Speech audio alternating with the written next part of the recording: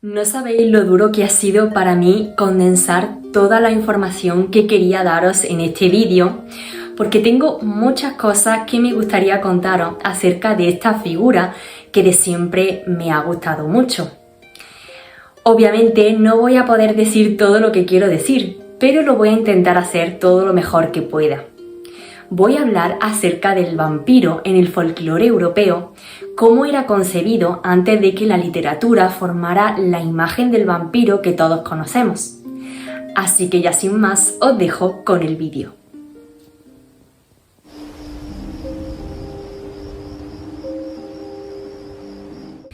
El terror a la noche ha hecho a lo largo de los tiempos que el miedo a lo desconocido y a los seres de la noche sea el punto de partida donde anclar el mito del vampiro.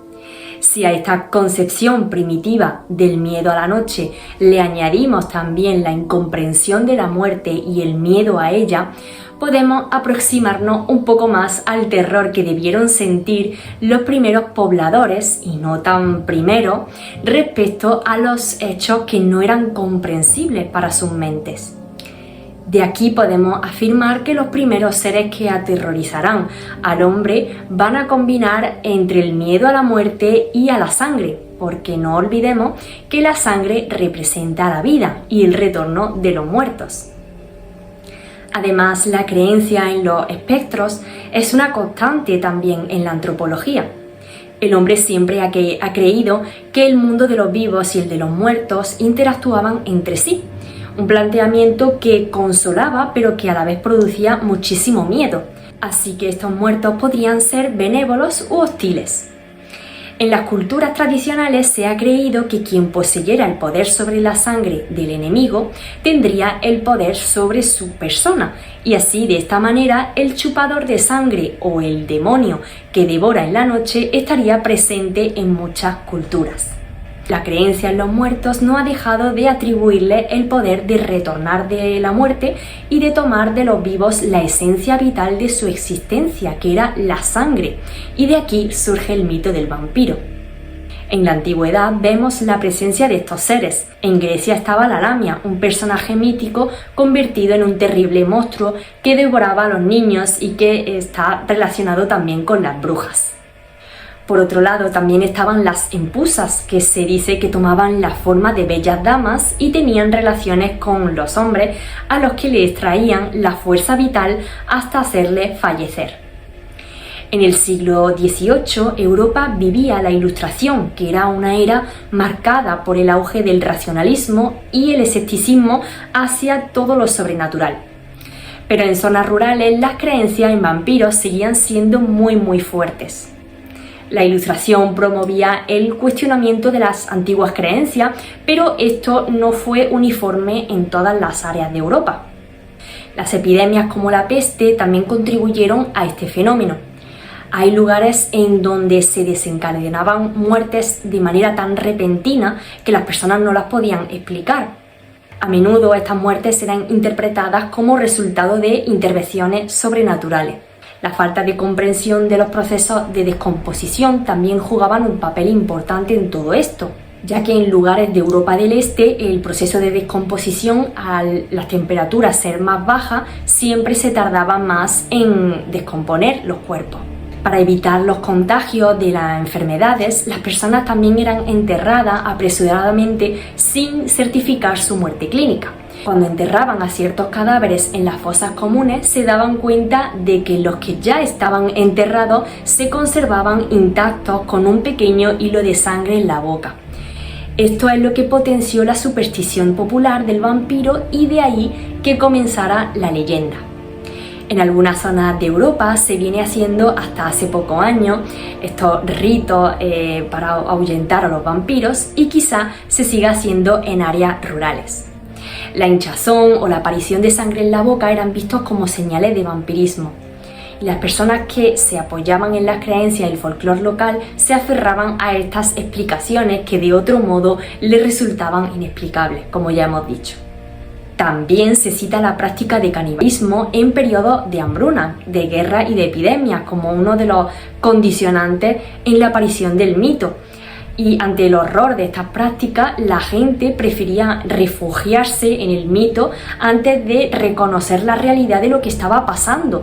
Así que fue necesario inventar también una razón para los ataques de los vivos y los cadáveres desmembrados que aparecían, y también con asuntos de mal de ojo o la súbita muerte de los animales. ¿Quién podía explicar eso? ¿Qué mejor chivo expiatorio podían tener que el vampiro, al igual que la bruja en lugares como España? Calmet en su obra nos habla de que en ese tiempo hablar de todo esto produciría mucho rechazo en la sociedad de la Ilustración, pero todo lo que aquellas personas comentaban acerca de los vampiros también tenía mucho sentido y no podía ser descartado como simples ilusiones. La muerte entra dentro del ámbito de los llamados ritos de iniciación. Arnold van Gennep encuentra 3 momentos distintos en estos ritos.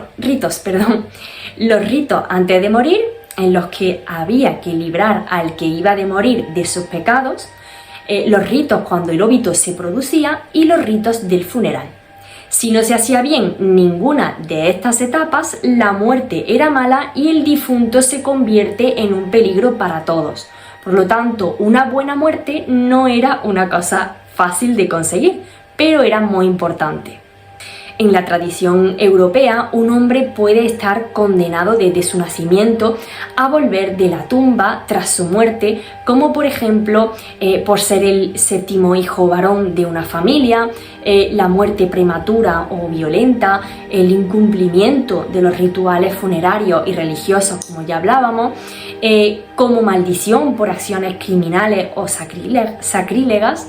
En Bulgaria, cualquier cadáver bajo el que caminara una gallina o un gato o cualquier moribundo que no hubiera recibido el aceite de la extrema unción se transformaba en un vampiro.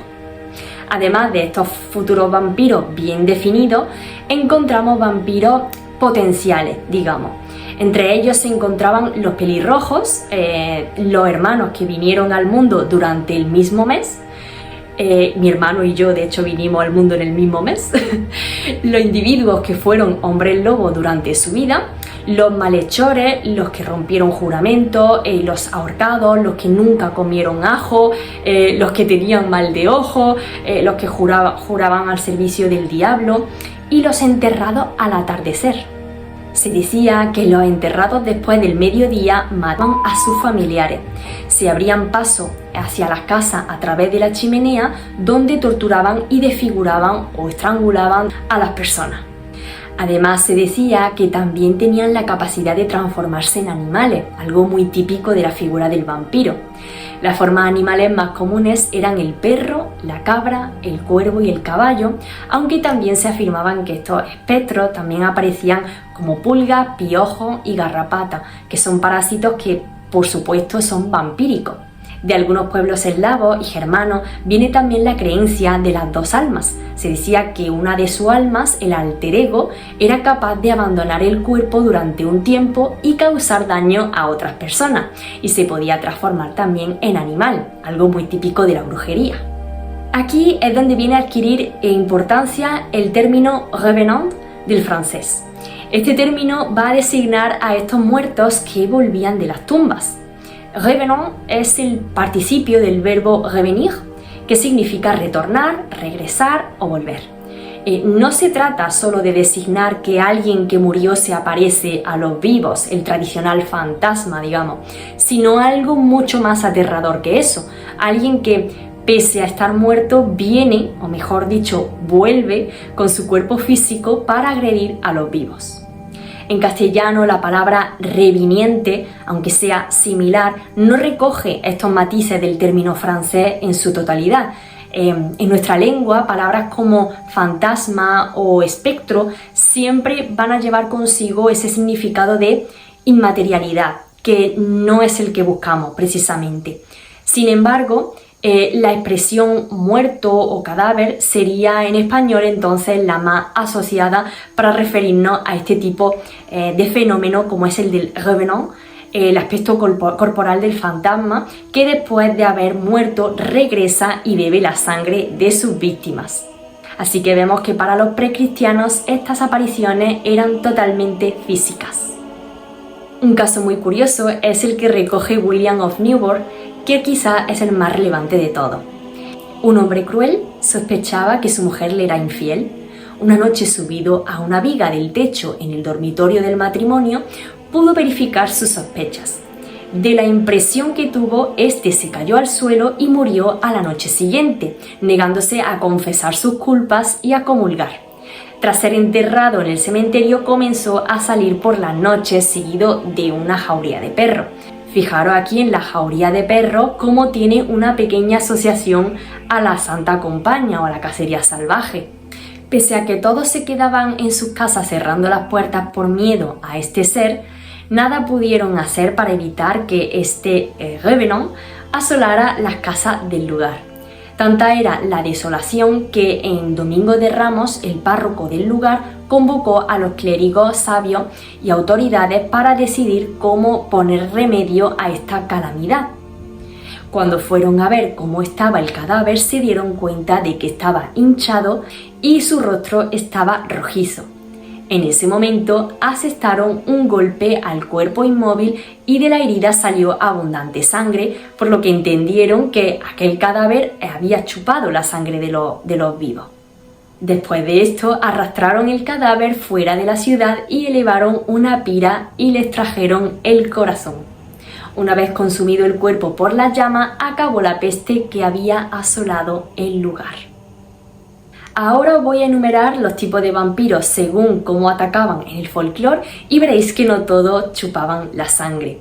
Primero de todo tenemos al invocador, que era aquel que llama a sus víctimas a viva voz. Aquel que escuchara su nombre por parte de éste significaba que iba a morir en poco tiempo. A este invocado se le desenterraba, se le cortaba el cuello y se le echaba agua bendita. Aquí vemos cómo el cristianismo ya se mezcla con estas creencias paganas. El visitante era aquel que mataba a los individuos llamando a su puerta. Por ejemplo, está el caso de un hombre que escuchó que llamaron a la puerta y al abrir se encontró la presencia del vampiro, con lo cual murió en ese mismo momento. También se cuenta el caso de una pareja en la que el chico falleció. La chica todas las noches recibía una visita de su amado y se veían en el umbral de la puerta. Aquí vemos que la puerta actúa como elemento simbólico. Es el umbral que da paso al otro mundo, del mundo de los vivos al mundo de los muertos. Luego tenemos el Neun Tote en alemán. Estos son los que dan muerte a 9 personas de su alrededor, a sus seres más queridos generalmente. También encontramos al aparecido. Este se da cuando la persona viva pierde energía vital a la hora de pasar por ciertos lugares como cementerios, bosques o ciertas encrucijadas. Luego tenemos la pesadilla. En la antigüedad la pesadilla era una entidad que abarcaba muchas realidades diferentes. El doble de la bruja, que venía y se sentaba pesadamente sobre el pecho de su víctima, está estrechamente vinculada al aparecido también, pero se distingue de él en un aspecto, y es que ataca a los durmientes, mientras que el aparecido se lanza sobre los viajeros y los transeúntes. La pesadilla estrangula a los hombres y los aplasta e incluso chupa la sangre de los vivos. Aquí encontramos ejemplos del Mora checo, el Alp alemán y el Ludak lapón. Luego tenemos al masticador. A este se le conocía como Nachseher. En este caso se sentían ruidos al masticar que provenían de las tumbas, como si el muerto estuviese devorando a alguien. No abandonaba su sepulcro, sino que causa la muerte a distancia a través de la magia simpática. Al mismo tiempo que devora su mortaja, los que estuvieron en vida cerca de él también se consumen. Se dice también que de noche se transformaba en un cerdo para viajar y que en ocasiones subía al campanario a hacer sonar las campanas, condenando a muerte a todo aquel que las escuchara. También podríamos comparar esto con el efecto de la caza salvaje, ya que todo aquel que la ve acaba muriendo en poco tiempo. Después de haber visto todos estos tipos de vampiros que existían en el folclore y que no todos chupaban la sangre, vemos cuáles tipos de vampiros fueron surgiendo en el este de Europa. Estaba el Varkolak, que era un espectro formado por un cadáver y un demonio. Se refieren al hombre lobo y a la animación de un cadáver por una entidad maléfica. Estos regresaban a casa de sus víctimas en varias semanas o meses después de fallecer, y la víctima se sentía agotada y comenzaba a consumirse lentamente. El Barcolac era particularmente peligroso porque podía reducir su tamaño a voluntad para entrar en las habitaciones a través de los agujeros de la cerradura. También se decía que era el 7º o 9º hijo de la misma pareja y poseía la capacidad de transformarse en animal cuando lo deseaba. Luego tenemos a los Burdalac. Los Burdalacs son, según el folclore local, cadáveres que se levantan de sus tumbas para chupar la sangre de los vivos. En este sentido se comportan como todos los tipos de vampiros, pero tienen otra característica que lo hace aún más aterradores. Los Burdalacs prefieren chupar la sangre de sus parientes más cercanos y de sus amigos más íntimos. Una vez muertos, las víctimas se convierten en vampiros. Se ha afirmado que los pueblos enteros de Bosnia y Hungría se han transformado de esta manera en Burdalacs. Luego tenemos a los Brucolacas. Se decían que regresaban de su tumba porque habían dejado algún negocio o trabajo por acabar, porque había sido maldito en vida o por haber cometido un acto impuro o no haber sido enterrado correctamente. Caminaban o cabalgaban, hacían ruidos con sus huesos, aterrorizaban a los vivos y desaparecían al tercer canto del gallo. Cuando se abrían sus tumbas se los reconocía de inmediato porque estaban tumbados boca abajo. Luego tenemos al Strigoi. El término rumano Strigoi tenía dos significados: el de bruja, cuando se refería a mujeres vivas, y revenant, cuando designaba a hombres que parecían muertos o cadáveres que no se pudrían, ya fuera porque poseían dos almas, una buena que abandonaba el cuerpo en el momento de la muerte y una mala que permanecía, o porque el alma había vuelto a habitar su envoltura carnal 6 semanas, 6 meses o 7 años después de la muerte. De esto ya hice un vídeo que lo voy a dejar por aquí para que le echéis un vistazo. Pero sí que os voy a contar un relato que no conté en el vídeo anterior sobre un Strigoi que nos lo cuenta Alexandra Chereches. La familia del muerto encontró la ropa con la que el hombre fue enterrado. Fueron al alcalde y pidieron permiso para desenterrarlo. Como solo había pasado 6 semanas desde que lo enterraron, las autoridades no querían hacerlo a menos que fuese un caso importante. Para ello llevaron a un caballo a la tumba y decían que si el caballo pasaba por encima de la tumba era que no era un Strigoi, pero si por el contrario no quería pasar, significaba que era un Strigoi, y efectivamente pasó esto último. Cuando lo desenterraron estaba de lado y con sangre en la boca, con lo cual le sacaron el corazón y lo quemaron. La relación del caballo con el mundo del más allá es clara aquí. Es un animal funerario y psicopompo. El caballo lleva al difunto al más allá, realiza la ruptura de nivel, el paso de este mundo a otros mundos, y por eso desempeña también un papel de primer orden en determinadas clases de iniciación masculina, por ejemplo en los Menasmundos. Luego tenemos al vampiro Moroi, que era un espíritu pesado y engorroso. Nacía de un niño que había muerto antes de ser bautizado o que había nacido ya muerto. Muchos de estos individuos eran hijos ilegítimos a quienes sus madres habían matado y enterrado fuera del cementerio. Se decía que 7 años después del nacimiento, el alma de un niño gritaba desde la tumba: ¡Bautismo, bautismo! Y si alguien lo escuchaba y pronunciaba la fórmula ritual del bautismo, le daba un nombre y arrojaba un trozo de tela como regalo hacia el lugar desde donde se le escuchó el grito. El niño así era bautizado y ya no sería un moroi. Si su grito no era escuchado o si el rito no se realizaba, el niño se transformaba efectivamente en vampiro. Luego tenemos al vampiro Kroiak de Bulgaria, que era un muerto que tras permanecer 40 días en su tumba, durante los cuales los huesos se iban solidificándose, iba adquiriendo un poder mágico y luego salía de su tumba para absorber la sangre de los vivos. Luego tenemos la Stafia. A diferencia de los Revenants, no tenían cuerpo ni cola y estaban atados a este sitio, apareciendo solo donde su cuerpo había sido enterrado.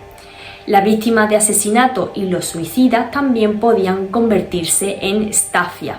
La staffia también se presentaba de forma animal, como un cerdo, un perro, un gato, un carnero, un macho cabrío, un caballo, etc. Y aparecía por la noche en casas, sótanos e iglesias, también en puentes, en manantiales abandonados, en lugares desiertos y en cruces de camino o en los bosques. Podríamos decir que todos estos individuos tenían muchos puntos en común y muchas diferencias. Ahora vamos a ver diferentes métodos para protegerse o deshacerse de estos vampiros. Para que el alma de este muerto sin descanso pudiese efectivamente descansar, se tenían que llevar a cabo una serie de ritos.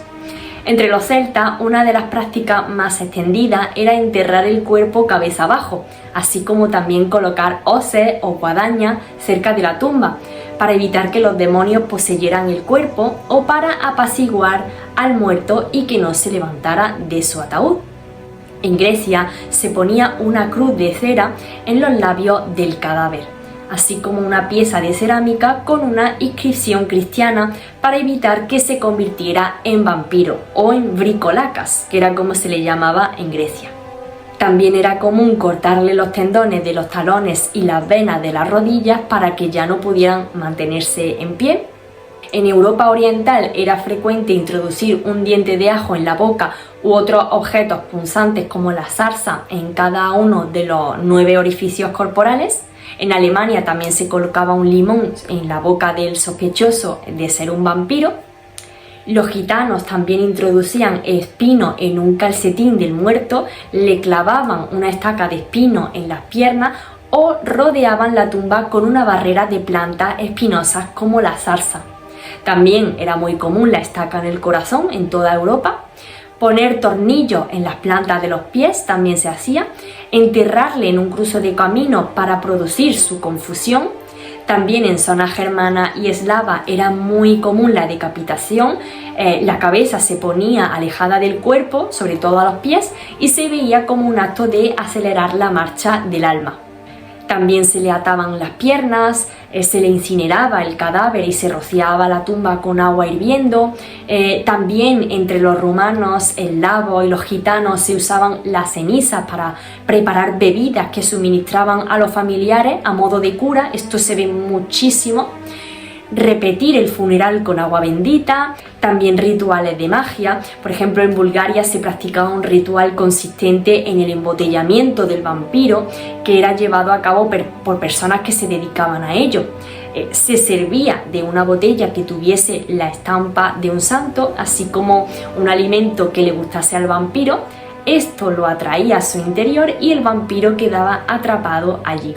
La botella era arrojada al fuego para destruirla con el vampiro dentro.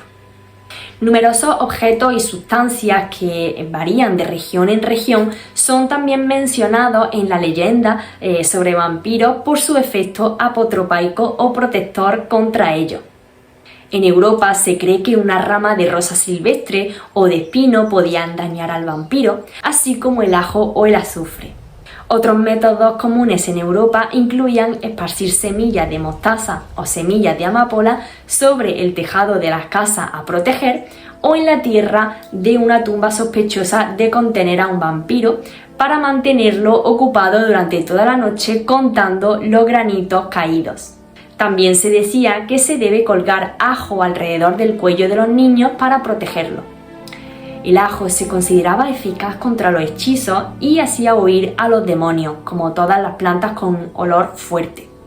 Incluso se colgaba sobre la puerta de las casas de campo una rueda de hilar antigua porque se creía que el muerto solo podría entrar después de haber dado tantas vueltas alrededor de la casa como la rueda había dado. Más tarde, con el romanticismo, se descubriría un nuevo concepto de belleza que se apoyaría en esta fascinación por la muerte y lo corrupto, y de ahí fue apareciendo la literatura vampírica, comenzando por supuesto por John William Polidori con su The Vampire en 1819, Sheridan Le Fanu con Carmilla o Bram Stoker con su famoso Drácula, que presentan a este personaje que bebe de todas estas fuentes de la maldad. Así que vemos que a partir de este personaje se romperá con la interpretación del vampiro del folclore popular como hasta ahora hemos visto y creará un nuevo arquetipo del que surgirá el vampiro clásico de la literatura. Así que bueno, espero que os haya gustado muchísimo este vídeo y que os haga querer saber un poco más acerca de esta figura del vampiro y sobre todo querer indagar porque hay muchísima información que ojalá hubiese podido ponerla todo en este vídeo, pero es imposible, literalmente. De todas formas, me gustaría más adelante traeros más información acerca de ello. Así que estar atentos y por favor suscribiros para ver contenido más parecido, miraros todos los vídeos del canal, seguro que si habéis llegado hasta aquí os gustaría mucho. Darle a me gusta también, dejar algún comentario si es que os ha gustado el vídeo, queréis aportar algo más. De verdad que es gratuito, todavía no cobran por suscribiros, dar like y comentar en YouTube. O sea que aprovechar y dejar todo lo que queráis, que a mí me ayudáis muchísimo. Así que bueno, espero que tengáis felices fiestas y nos vemos muy pronto.